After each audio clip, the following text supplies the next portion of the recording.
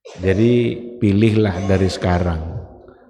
Nanti di akhirat kelak kita mau bersama siapa? Cintai dia. Kalau ingin di akhirat kelak bersama Nabi, cintai Nabi. Cinta Rasul itu artinya adalah mencintai apa yang beliau suka dan membenci apa yang beliau benci. Itulah makna yang sesungguhnya daripada cinta. Tapi kalau seandainya kita membenci apa yang beliau suka atau mencintai apa yang beliau benci, berarti cinta kita dusta, cinta kita bohong, tak akan pernah diterima dan tidak membuat kita selamat di mahsyar kelak, tapi justru membuat kita menjadi sengsara dan tersiksa. Mudah-mudahan semua kita insya Allah bisa mendapatkan syafaatnya di yaumul mahsyar, yauma la yanfa'u malun wala banun illa man atallaha biqalbin salim. Ikhwati fillah, ma'asyaral hadirin wal hadirat rahimani Allah wa iyyakum. Kembali pada malam hari ini kita akan melanjutkan kajian sirah nabawiyah, mencoba untuk membaca sejarah, penggalan sejarah dari kehidupan Rasulullah sallallahu alaihi wasallam. Tentu saja untuk kemudian kita ambil ibrah, kita ambil i'tibar, kita ambil hikmah, karena sejarah itu tidak boleh lewat begitu saja. Dengan membaca sejarah itu harus memunculkan semangat kita untuk membangun kehidupan. Ketika kita membaca sejarah Nabi, sejarah orang yang paling sukses, suksesnya bukan di dunia tapi dunia dan akhirat. Maka kalau seandainya kita ingin membangun kesuksesan dunia akhirat kita belajar dari sejarah Rasulullah sallallahu alaihi wasallam, sejarah generasi yang hidup pada masa Rasul. Generasi Rasul, generasi sahabat yang hidup pada masa Rasul itu adalah generasi yang terbaik. Terbaik dalam beragama, terbaik dalam menjalankan kehidupan ini. Maka kalau seandainya kita menjadi baik, belajar dari mereka. Imam Malik rahimahullah itu pernah mengatakan, la tasluhu hadhil ummah illa bima saluhat bihi awailuha. Tidak akan bisa baik generasi sekarang ini kecuali dengan cara baiknya generasi yang terdahulu, generasi awal. Bagaimana cara mereka menjadi baik? Cara itu juga lah akan diambil oleh orang yang memang mau menjadi baik dalam kehidupannya. Ikhwati fillah, ma'asyaral hadirin wal hadirat rahimani Allah wa iyyakum. Yang terakhir yang sudah kita bahas itu adalah perjalanan hijrahnya para sahabat ke wilayah Habasyah. Ada 2 kali perjalanan, yang pertama dan yang kedua. Lalu pada poin yang terakhir kita sudah membicarakan sejarah atau kisah Islamnya Raja Najasyi. Raja Najasyi adalah Raja Habasyah. Beliau yang memimpin wilayah Habasyah. Beliau adalah orang yang sangat adil, orang yang sangat baik, karena kebaikannya diketahui oleh Rasulullah sallallahu alaihi wasallam. Itulah sebabnya Rasul menyuruh sahabat-sahabat yang senantiasa mendapatkan siksaan dari orang-orang Quraisy, diminta oleh Nabi untuk hijrah ke wilayah Habasyah. Pergi kalian ke sana, di sana ada seorang raja, rajanya baik, la yuzlamu indahu ahadun. Tidak ada seorang pun yang dizalimi oleh raja itu. Ternyata apa yang dikatakan oleh Nabi itu terbukti. Ketika mereka datang ke sana, mereka mendapatkan perlindungan, mendapatkan kehidupan yang baik, sehingga mereka bisa menjalankan agama tanpa ada intimidasi sebagaimana mereka berada di kota Mekah. Raja Najasyi dihukumkan sebagai raja yang muslim. Apa buktinya? Karena Nabi mensolatkannya secara gaib ketika beliau wafat. Jadi ketika Nabi mendengarkan berita wafatnya Raja Najasyi, diajak oleh Nabi sahabat-sahabat untuk melaksanakan sholat gaib. Dalil itulah yang dijadikan alasan oleh sebagian ulama untuk masyru'i, yaitu syariatnya salat gaib itu salah satu dalilnya adalah dari yang tadi itu, walaupun ada perbedaan tentang hukumnya, karena ada yang mengatakan Nabi mensolatkan secara gaib karena ada kekhawatiran Nabi bahwa dia belum disolatkan. Karena dia meninggal di tengah-tengah komunitas ahlul kitab. Jadi kekhawatiran itu membuat Nabi mengajak sahabat untuk menyolatkan. Tetapi sebagian ulama mengambil keumumannya tanpa memandang ilatnya. Karena Nabi melakukannya berarti secara umum sholat gaib dibolehkan. Nah, itu gambaran dari penyebab terjadinya perbedaan di kalangan para ulama. Untuk malam ini kita akan lanjutkan. Kalau kemarin itu pada tahun yang kelima Hijriyah, hijrah ke Habasah itu terjadi pada tahun yang kelima Hijriyah. Ada beberapa peristiwa besar setelah itu terjadi yang benar-benar menambah kekuatan dakwah Nabi. Meskipun itu nanti tidak membuat orang-orang Quraisy itu berhenti dalam menganiaya, berhenti dalam mengintimidasi. Apa dua peristiwa besar itu? Yang pertama adalah Islamnya Hamzah, dan yang kedua adalah Islamnya Umar Ibn al-Khattab. Hamzah itu adalah pamannya Nabi, karena dia Hamzah bin Abdul Muthalib. Berarti Rasul itu adalah keponakannya. Cuma Hamzah sampai di tahun itu masih belum percaya kepada Nabi Muhammad sallallahu alaihi wasallam. Masih belum beriman kepada syariat yang dia bawa. Satu ketika, ini awal hidayah yang diberikan Allah kepada Hamzah. Ada seorang budak perempuan milik Abdullah ibnu Jad'an. Budak dari Abdullah ini, budak perempuannya itu memberitahukan kepada Hamzah bahwa sesungguhnya Abu Jahal itu semakin gawat perilakunya terhadap yang namanya Muhammad. Padahal Muhammad itu adalah keponakan dia. Dikatakan asa'a ila ibni akhihi Muhammad sallallahu alaihi wasallam isa'atin badhi'ah. Tindakan-tindakan yang benar-benar menyakitkan disampaikanlah itu oleh seorang budak perempuan tadi kepada Hamzah. Mendengarkan berita itu, langsung timbul di hati Hamzah ini perasaan kasihan kepada seorang yang namanya Muhammad sebagai keponakan dia sendiri, mendapatkan berita bahwa dia diintimidasi, disiksa dan diperlakukan perlakuan yang tidak baik. Padahal dia belum Islam itu. Ketika itu juga, padahal dia bersama kaumnya, dia berada dalam majelis kaumnya. Ketika itu juga dia pergi mencari di mana sekarang Abu Jahal itu. Ketika dia ketemu, nampak oleh dia Abu Jahal, fadaraba bihi bil qausi ala ra'sihi fasajjahu sajjatan munkarah. Ketika dia ketemu dengan Abu Jahal, diambilnya busur panahnya, dipukulnya Abu Jahal itu dan pukulan yang melukai. Padahal dia belum muslim. Tetapi sudah ada, berarti sudah ada kelembutan hati untuk menyayangi yang namanya Muhammad, sekaligus untuk menerima Islam. Lalu keluarlah kata-kata dari beliau. Apa kata-kata yang diucapkannya? Atastumuhu wa ana ala dinih. Atastumuhu wa ana ala dinih. Apakah kamu memaki-maki Muhammad padahal saya sudah berada dalam agamanya?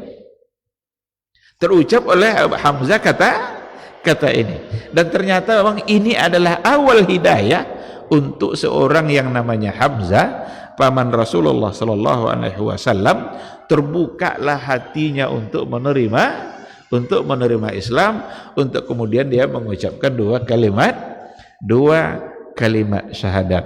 Jadi diawali dengan perasaan kasihan terhadap perilaku petinggi-petinggi Quraisy, di antaranya adalah Abu Jahal, terhadap Nabi Muhammad yang selalu menyiksa dan menyakitinya. Terucaplah oleh dia, atastumuhu wa ana ala dini. Apakah kamu memaki-makinya sementara saya sudah berada di dalam agamanya? Padahal sebelumnya dia belum mengucapkan dua kalimat syahadat. Maka fakanat tilka bidayatan syirah sadri Hamzah lil Islam. Maka keadaan itulah sebagai awal dari terbukanya dada Hamzah untuk menerima Islam. Dan ketika itulah dia ternyata benar-benar menjadi seorang yang muslim, dan diketahuilah hal itu oleh orang-orang Quraisy. Dengan Islamnya Hamzah itu diketahui oleh orang Quraisy anna Rasulullah sallallahu alaihi wasallam qad azza wa amtana'a. Dia benar-benar bertambah izzah, punya izzah, punya keagungan, kemuliaan, wa amtana'a, sebagai benteng. Dia dapat benteng baru dia. Selama ini kan Abu Thalib kan dia tidak jadi Islam kan, tapi dengan Islamnya Hamzah itu benar-benar bagaikan mendapatkan benteng dalam pertahanan dakwahnya Rasulullah sallallahu alaihi wasallam. Dan Hamzah lah yang termasuk setelah dia masuk Islam itu menghalangi orang-orang lain untuk menyakiti Rasulullah sallallahu alaihi wasallam. Itu yang pertama. Yang kedua, Islam Umar ibn al-Khattab. Islamnya Umar ibn al-Khattab. Ada dua riwayat dalam sejarah Islamnya Umar ibn al-Khattab. Dulu sudah pernah kita sampaikan satu, dulu kita singgung sejarah bagaimana dia Islam. Itu ada yang mengatakan dalam satu riwayat bahwa Islamnya Umar ibn al-Khattab itu pada saat marahnya memuncak kepada saudari dia sendiri yang ternyata sudah masuk Islam. Jadi kan ceritanya dalam riwayat itu dia ingin mencari Nabi Muhammad sallallahu alaihi wasallam untuk dibunuh. Dia bawa pedang sengaja untuk Nabi Muhammad, kalau ketemu dia bunuh. Tapi ketemulah di jalan dengan seseorang yang mengatakan, ngapain kamu sibuk-sibuk ngurusin Muhammad? Adik perempuan kamu saja sudah Islam.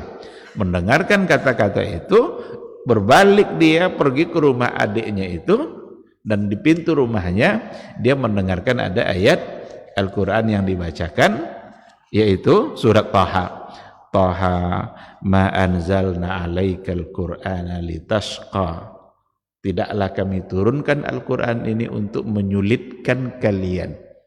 Ini ayat yang dalam riwayat itu dikatakan yang masuk ke dalam hatinya Umar, membuat dia berpikir untuk kemudian menerima Islam. Tapi banyak di antara ahli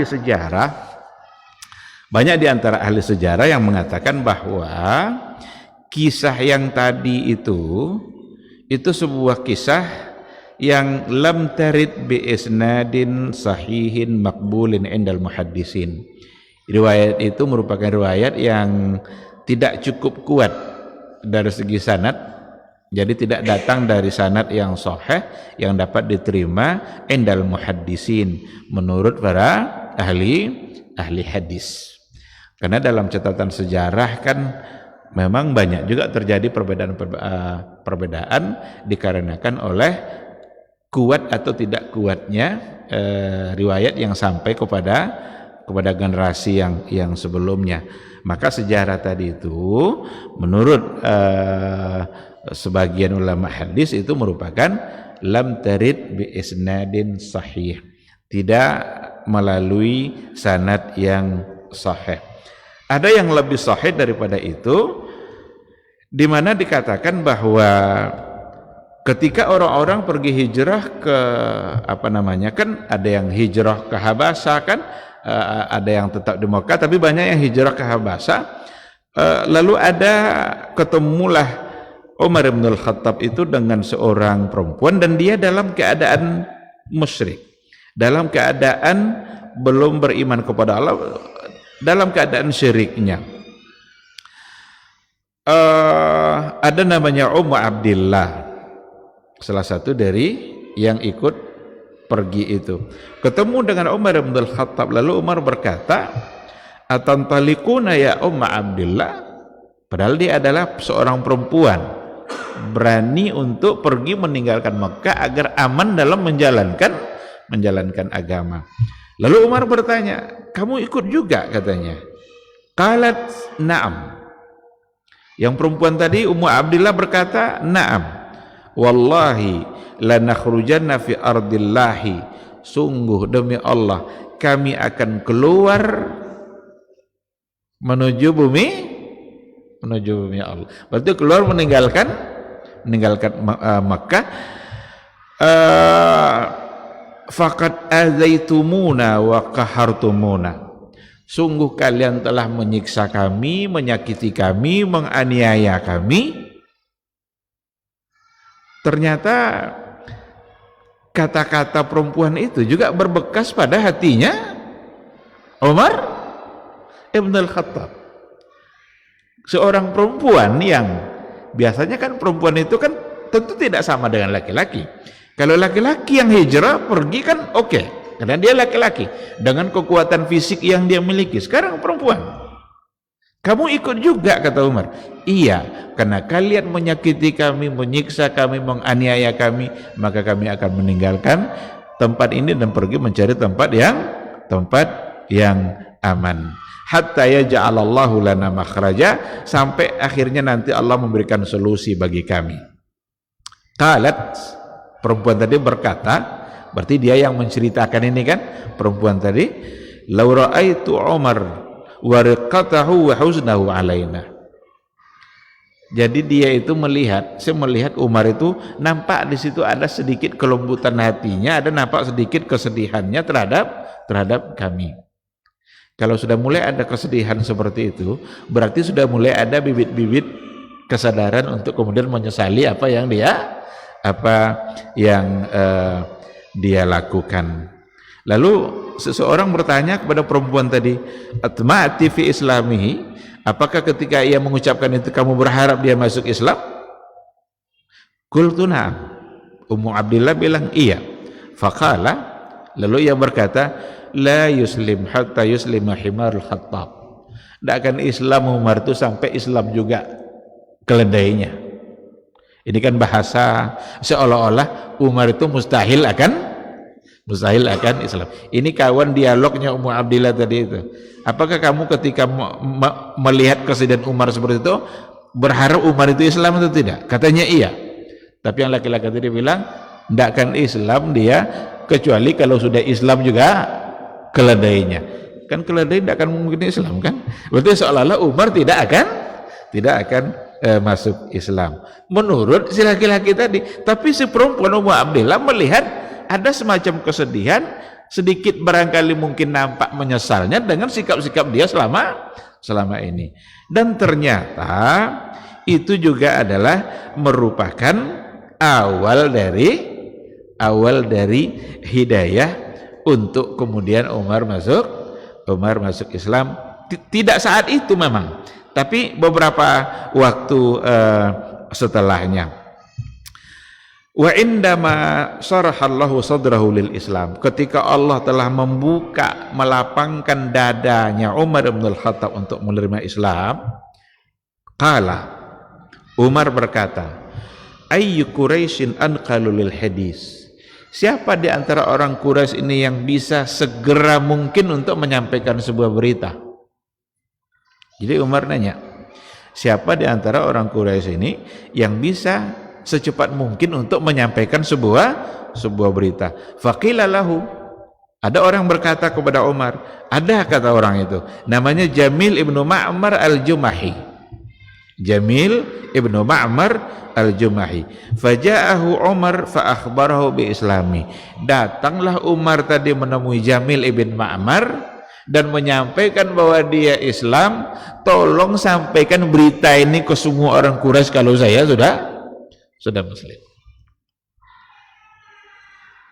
disampaikanlah oleh Jamil tadi.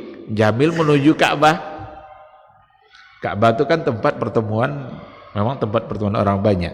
Kalau ada sesuatu paling cepat akan diketahui nanti kalau beritanya disampaikan di Ka'bah. Fa asra'a Jamil ilal Ka'bah, maka Jamil pergilah menuju Ka'bah. Wa saraha fil qaumi bi'ala sauti. Jamil ini menyampaikan informasi tadi dengan suara keras, dengan suara yang tinggi. Qailan, sambil berkata, ala inna Umar saba. Ketahuilah Umar telah saba. Saba itu kan ada as-sabiin. As-sabiin itu dianggap orang-orang menyimpang. Jadi bagi orang-orang Quraisy dulu itu, kalau ada orang meninggalkan keyakinan Quraisy mereka, dianggap sebagai orang yang sesat, orang yang menyimpang. Ketahuilah kalau Umar sudah menyimpang, sudah melenceng dia. Wa Umar khalfahu, rupanya Umar ikut juga di belakang dia. Iya, tidak disampaikannya nih. Yaqulu, dan Umar berkata, kadzab, bohong dia. Walakin qad aslamtu, saya bukan sabatu, bukan menjadi sabiin, tetapi sungguh saya telah Islam. Berarti Umar bukan menyimpang, bukan tersesat, tapi qad aslamtu, saya telah Islam. Inilah yang didengar oleh orang-orang Quraisy, yang ternyata membuat orang-orang Quraisy itu menjadi kelabakan dengan berita yang didengar bahwa Umar telah masuk Islam. Dikatakan juga bahwa Umar bin Al-Khattab datang menemui Abu Jahal, dekatnya pintu Abu Jahal, dan dia mengatakan, kalau saya sudah Islam. Apa yang dilakukan oleh Abu Jahal ketika diketok pintu, dibuka pintunya oleh Abu Jahal, Umar bilang, saya telah Islam. Dikatakan dalam satu riwayat bahwa ketika itu Abu Jahal menghempaskan pintu rumahnya sekuat-kuatnya. Fadarabal baba ala wajhi, dia memukul pintunya di atas wajah saya. Di atas wajah itu kan bukan pintu itu dipukulnya di atas wajah itu, tapi pintu itu yang dihempaskannya sekuat-kuatnya ketika Umar mengatakan bahwa dia sudah masuk Islam. Ini dua kisah sejarah yang ternyata kisah yang terakhir tadi untuk Umar bin Khattab itu yang lebih kuat, yang lebih sahih tentang sejarah masuknya Islam, dan itu merupakan buah dari doanya Rasulullah Sallallahu Alaihi Wasallam, buah dari doa Nabi. Karena Nabi pernah berdoa, ya Allah, kuatkanlah Islam ini dengan salah satu di antara dua Umar. Ada dua Umar yang paling ditakuti pada masa itu. Pertama Umar bin Al-Khattab, yang kedua Umar ibn Hisham. Umar ibn Hisham ini Abu Jahal. Dua Umar ini orang paling kuat pada masa itu, ditakuti. Dan Nabi mendoakan, Nabi tidak menyebutkan siapa orangnya, tetapi salah satu dari dua Umar.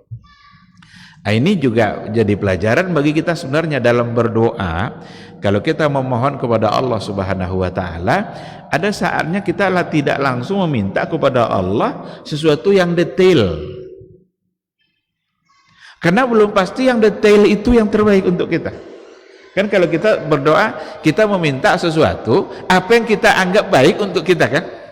Tapi belum pasti itu baik. Umpama kalau seandainya pagi-pagi kita mau pergi kerja, kebetulan kita kerja pakai motor umpamanya, lalu turun hujan. Apa doa kita biasanya? Doanya cepat hujan berhenti. Tapi belum pasti berhenti hujan itu baik. Siapa tahu dengan hujan lama itu lebih baik. Nah, maka tidak mesti kita mendetailkan doa dalam hal-hal tertentu. Tinggal kita minta saja, ya Allah, mudahkan saya dalam bekerja pada hari ini.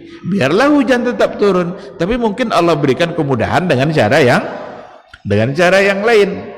Itu cara yang lain itulah urusan Allah yang tidak mungkin kita utak-atik. Itu urusan Allah. Maka Nabi Muhammad SAW ketika ada dua orang Umar yang sangat disegani pada masa itu, sekaligus ditakuti, Rasul tidak menyebutkan. Kan bisa aja Nabi bilang kan, ya Allah, kuatkanlah Islam ini dengan Umar bin Khattab umpamanya, atau dengan Umar bin Hisham. Tapi Nabi tidak menyebutkan secara detail. Nabi menyerahkan kepada Allah, ya Allah, kuatkan dakwah Islam kami ini dengan salah satu dari dua Umar. Siapa yang dipilih oleh Allah, itu urusan Allah. Ternyata Allah memilih Umar ibnul Khattab. Dikatakan oleh Ibnu Mas'ud, warawa Ibnu Mas'ud. Apa kata Ibnu Mas'ud? Inna Islam Umar kana fathan. Islamnya Umar itu benar-benar merupakan sebuah keterbukaan jalan dalam dakwah Islam. Wa inna hijratahu kanat nasran. Dan hijrahnya Umar itu adalah sebagai nasran, pertolongan. Kalau kita bicara pula pada hijrahnya Umar, nanti tentu saja sampai pada waktu hijrah itu nanti kita bicarakan. Tapi ini disebutkan wa inna hijratahu kanat nasran. Umar itu hijrah tidak seperti yang lain. Kalau yang lain hijrah kan sembunyi-sembunyi, diam-diam dia lewat di balik-balik bukit nih, biar tidak ketahuan oleh orang-orang Quraisy, biar mulus jalannya menuju Madinah. Tapi Umar bin Al-Khattab enggak. Umar bin Al-Khattab ketika akan hijrah diumumkannya, hei orang-orang Quraisy, saya besok akan hijrah ke Madinah lewat jalan situ. Barang siapa di antara kalian yang ingin berpisah dengan istrinya, ingin berpisah dengan keluarganya, tunggu saya di balik bukit itu. Tidak ada yang nunggu. Tidak ada satupun yang berani menunggu Umar, padahal dia umumkan. Sementara yang lain diam-diam pergi hijrah, itu pun ketahuan. Kayak Suhaib Ar-Rumi kan, diam-diam tapi ketahuan oleh orang Quraisy, akhirnya dicegat. Suhaib Ar-Rumi itu kan punya harta, dan Suhaib Ar-Rumi bilang begini, tolong izinkan saya untuk hijrah. Enggak, kata orang-orang Quraisy itu, jangan hijrah, tolong izinkan saya hijrah. Tahu enggak kalian, saya ini adalah orang yang ahli dalam memanah, enggak satu pun saya memanah kecuali kena. Kalau saya panah kalian bisa kena. Tapi kalau yang kalian inginkan adalah harta saya, ambil semua harta saya yang ada di Mekah itu, tapi izinkan saya untuk hijrah. Akhirnya pergilah hijrah, kata orang, asalkan harta ditinggalkan. Jadi beda memang orang beragama untuk harta dan orang beragama untuk akhirat. Kalau orang beragama untuk harta, dijualnya agama itu demi mendapatkan harta. Yang haram bisa menjadi halal, yang halal bisa menjadi haram. Tapi kalau orang beragama demi untuk akhiratnya, karena Allah Subhanahu wa taala, lupa dia dengan kemegahan dunia ini, asalkan dia bisa tetap melaksanakan agama. Maka dikatakan di sini, wa inna hijratahu kanat nasran wa inna imaratahu kanat rahmah. Ini kata Ibnu Mas'ud. Dan kepemimpinannya Umar itu adalah rahmat, kasih sayang. Jadi orang yang sebegitu kuat tegasnya, tapi dalam kepemimpinannya adalah sebagai rahmat, benar-benar sebagai rahmat. Padahal dia orang ditakuti. Kalau orang ditakuti kan kadang-kadang justru diktator kan dalam memimpin. Tapi ternyata Umar menjadi seorang pemimpin yang sangat penyayang. Adalah rombongan anak-anak ketika itu. Anak-anak ini berada di belakang Umar bin Al-Khattab. Seolah-olah tidak ada jarak antara seorang anak-anak kecil dengan pemimpin besar. adalah seorang perempuan ketika itu, kalau nggak salah Syifa bintu Hani atau apa namanya itu, yang mengatur pasar. Diminta pilih, kalian mau ibu ini atau mau Umar? Biasanya kalau anak-anak milih siapa biasanya? Sukanya lebih memilih kepada ibu-ibu. Tapi anak-anak itu semuanya ketika itu memilih, biarlah kami bersama Umar. Berarti dengan ketegasannya, dengan kekuatannya, dengan wibawa yang begitu besar, tapi ternyata dia adalah sebagai seorang yang sangat penyayang. Maka kata Ibnu Mas'ud juga, laqad kunna ma nusalli indal Ka'bah. Dulu kata Ibnu Mas'ud, tidak berani kami sholat di Ka'bah. Diam-diam terus sholatnya, sembunyi-sembunyi terus, tidak ada yang berani di Ka'bah. Hatta aslama Umar, sampai Umar masuk Islam. Falamma aslama, ketika Umar itu sudah Islam, nah, jadi kan sebelumnya mereka mau sholat di Ka'bah saja itu tidak ada keberanian, takut nanti disiksa, dianiaya. Rasul aja ketika sujud di Ka'bah itu diletakkan kotoran di leher dia kan, sama orang-orang Quraisy itu, sama musuh-musuh dakwah itu. Maka tidak berani mereka sholat di Ka'bah. Hatta aslama Umar. Falamma aslama qatala Quraisyan hatta shalla indal Ka'bah. Ketika Umar itu sudah Islam, qatala Quraisy. Qatala di sini bukan berperang dalam arti membunuh, tapi dialah yang mencegah orang-orang Quraisy untuk menindas, hatta shalla indal Ka'bah, sampai akhirnya Umar itu sholat di Ka'bah, wa shallaina ma'ahu, dan sholat pula kami bersama dia. Nah, Umar lah yang mencegah. Kalau ada nanti orang mau mengganggu lagi, karena ada Umar di situ, orang-orang yang sholat bersama Umar ini akhirnya juga mendapatkan syafaat lah gitu. Artinya mendapatkan pertolongan dengan Islamnya Umar ibn al-Khattab. Maka beranilah mereka setelah itu untuk melakukan salat di Ka'bah. Waruya an Suhaib ar-Rumi, nah, yang Suhaib yang kita ceritakan tadi juga ada diriwayatkan dari beliau, apa katanya? Walamma aslama Umar, ketika Umar sudah masuk Islam, zaharul Islam, zahara, muncul nyata terang, tidak lagi sembunyi-sembunyi, sudah zahir. Wada'a ilahi alaniyah, dan dia mengajak kepada Islam itu secara alaniyah, terang-terangan. Wa jalasna haulal baiti, kami sudah bisa duduk melingkar-melingkar di Ka'bah itu sambil bicara Islam. Kalau sebelumnya enggak. Wa tufna bil bait, kami sudah berani untuk tawaf di al-bait. Bait itu maksudnya adalah Baitullah, Ka'bah.